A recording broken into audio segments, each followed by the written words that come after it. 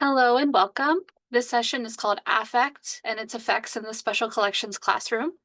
We're going to start with a presentation on wonder and its effects based on our observations in the Special Collections classroom, and then transition to a discussion about affect and the impact of emotional experiences in primary source instruction. My name is Taylor Henning. I'm the University Archivist at Florida State University Libraries. And I'm Rachel Duke. I'm the Research and Engagement Program Director for Special Collections and Archives.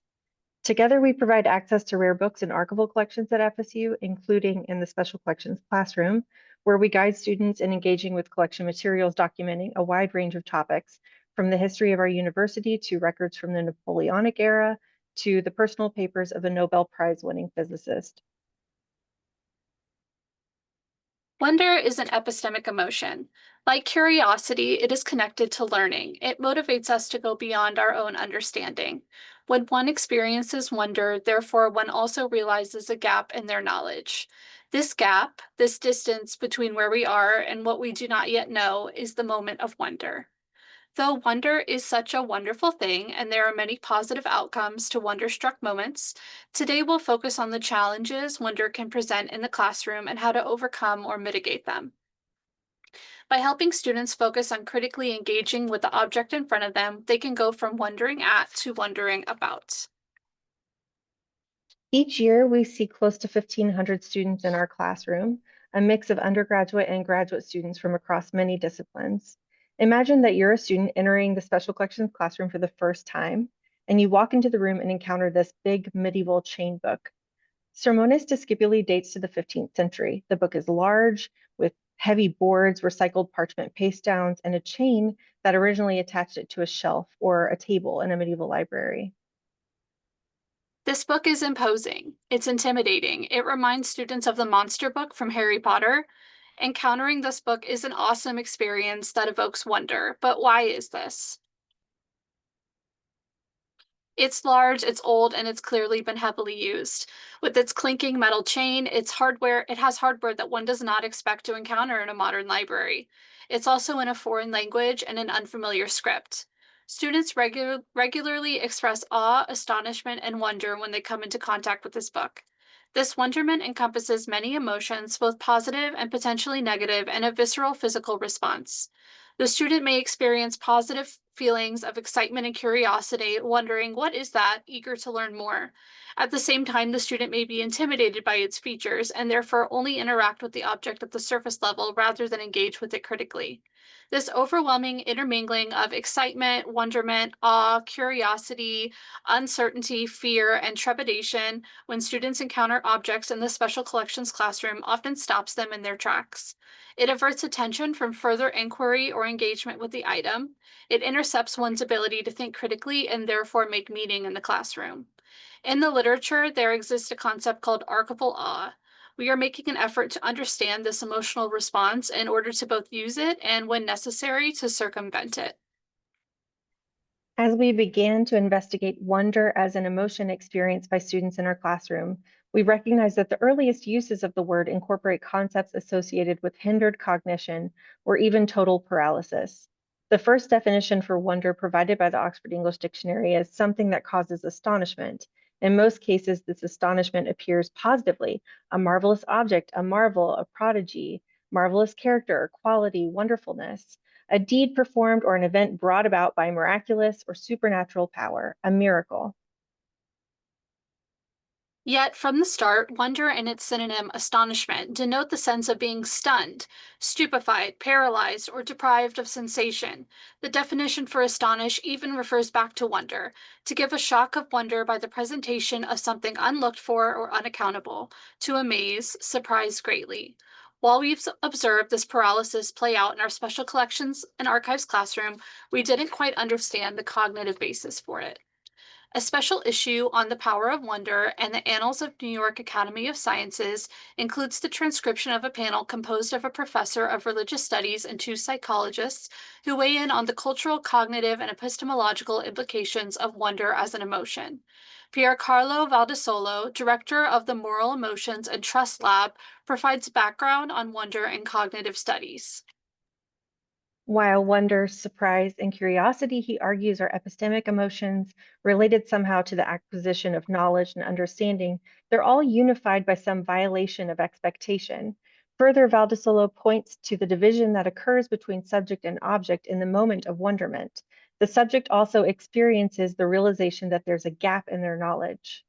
This gap or this distancing is a space that can be filled by one of the positive outcomes of wonder, curiosity.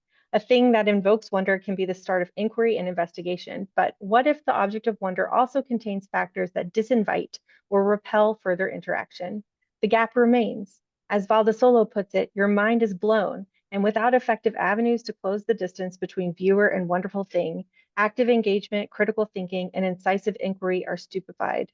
This is an occurrence we've witnessed again and again in the Special Collections and Archives classroom across all ages and levels of expertise. Students and even sometimes faculty struggle to get past the wonder and excitement of the initial encounter and settle down into the real work of analyzing primary sources.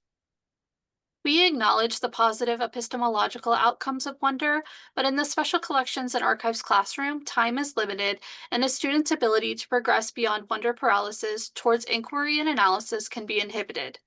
We think that current trends in the field of primary source education reflect efforts to mitigate this issue, in particular, moves away from the show and tell model of class visits to special collections and archives in favor of active learning principles and objectives based instructional design automatically work to close this gap. What makes an object wonderful?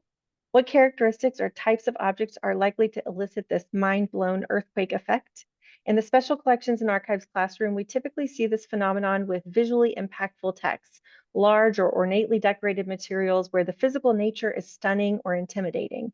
Similarly, items that appear old or physically fragile might cause wonder, but also trepidation.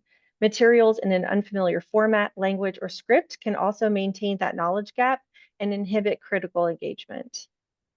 Less readily apparent are those characteristics of objects that are not visually evident but contribute to the impact of wonderment nonetheless. Prestige. If a student has foreknowledge that an item is significant and therefore valuable, either for its rarity or its connection to well known individuals from the past, that can multiply wonder and make it difficult for the subject to observe anything else beyond this information. Related are Walter Benjamin's ideas of aura and authenticity. Benjamin argues that the significance of an original art object lies in the history embedded within the object through its existence in time and space. This intangible aura of an object, which is singularly unique and cannot be reproduced, further contributes to wonder paralysis. And as we've said, wonder can be a wonderful thing, but like any other emotion, it can overwhelm. And as we've demonstrated, it can alienate the viewer from the wondrous object. We've worked to develop strategies to mitigate or redirect this effect. Classroom materials can be selected to avoid alienating wonder, or given the right guidance and the right assignment, the student can be led to embrace wonder as a curiosity instigating feeling rather than sink into the paralysis of astonishment. One workaround to the distancing effect is to encourage students to identify themselves in the materials they are viewing. In some cases, we select items from our collections that we know will resonate with our audience. This area of relation is a stepping stone towards critical thinking, raising curiosity, and promoting inquiry beyond a mere wow from a distance. FSU is fortunate to have a robust collection of facsimiles of notable medieval manuscripts, including high quality recreations that accurately replicate facets like damage, annotation, prefatory material, and even binding in some circumstances. My personal preference is to display facsimiles along with the original items, inviting students to practice the same careful but immersive interaction with each. The facsimiles sometimes operate as a gateway. If I spot a wonderstruck student, I guide them to a new starting place, but remind them that all of the texts in the room are there for research and therefore physical engagement. A final category of material that we find engages wonder and critical thinking is artist books. An artist book is frequently defined as a work of art in book form, but they can come in a variety of formats, from scrolls to textiles to boxes with drawers to this one, a favorite among our students. This is called Tower Book, and it consists of linoleum prints and 4 volumes of original writings by several inmates at the San Quentin State Prison and the California Rehabilitation Center. When we talk about the materiality of text and the relationship between content and format, Wonder and the distance it creates can impede drawing these connections. With artist books, the interplay of content and format is more visceral, and formats frequently require interaction to get at the text. Our students have had great success in learning to write descriptively and analytically by interacting with artist books.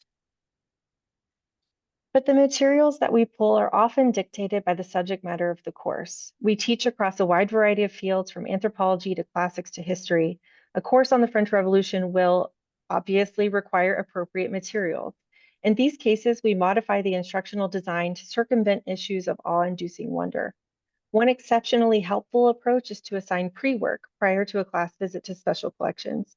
Taking advantage of the breadth of materials available in our digital library, we develop modules that introduce students to digital surrogates of the items they'll be viewing in class.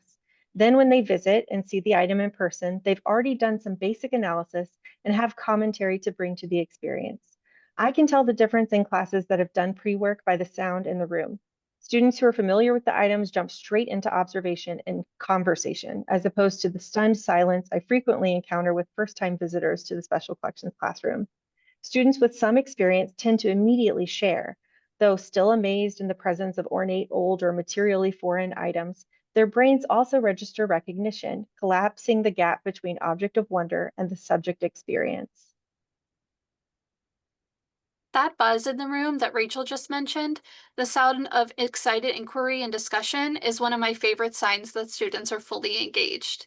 Jennifer Steller, a professor of psychology at the University of Toronto, argues that wonder promotes pro social behavior, and this is something that we repeatedly see in our classroom. While wonder might stop analytical cognition momentarily, we can make use of its tendency, in Steller's words, to make you focus outward on others and what other people need, a sense of interconnection and common humanity. When students join together and wonder and tackle a critical thinking assignment, their efforts to provide what the other person needs, answers to guiding questions that we provide, leads to excited and productive conversation. Finally, and perhaps my favorite solution to the barrier raised by wonder is to cede expertise to the students in the room. This is based on a concept I learned at the Librarians Active Learning Institute, or LOLLI, at Dartmouth College Libraries. As Valdesolo pointed out, wonder can make the knowledge gap between subject and object feel massive and overwhelming, a situation that can cause the student to shut down. A variety of lesson plans that we've designed flip the classroom situation on its head, inviting students to step into a role of expertise and teach one another and us, building again on that pro-social aspect of wonder. Usually in conjunction with some pre-work, we assign one student to each object, and for the first 10 minutes of class, they spend time with the item answering some basic questions to which there are no wrong answers. These questions are things like, what aspect of this item did you notice first? How might a person in the past have used this item? Could you imagine how it might appear in the painting of a person using it, for example? They've become what we refer to as 10-minute experts and tell their peers what they've observed in that time. We begin this exercise by reminding them that they have all the information they need to arrive at smart hypotheses about the text in front of them, and that every researcher comes away with different observations. I also feign complete ignorance of the materials in the room and ask them to tell me about them. Alleviating the pressure of coming to the right conclusion seems to remove the sense of a knowledge gap entirely, rendering the object of wonder a knowable thing. It also grants the student agency to know about the object, shifting the power away from the object and its many layers of meaning. In all these efforts, our goal is to encourage closer looking. We want wonder to happen in our classroom. Discovery and newness is the point. But fostering a new generation of critical thinkers and researchers of primary sources requires that we help them move from marveling into empathy driven inquiry and analysis. So that's the conclusion of our talk. And now we would really like to open up for discussion. And our first question, we'd really like it if you could spam the chat a little bit. So we want to hear, what emotions do you think you see students experience in your classroom, and how can you tell? So feel free to drop them in the chat, or also you can raise your hand and we can start the discussion. I also think we need to probably stop recording.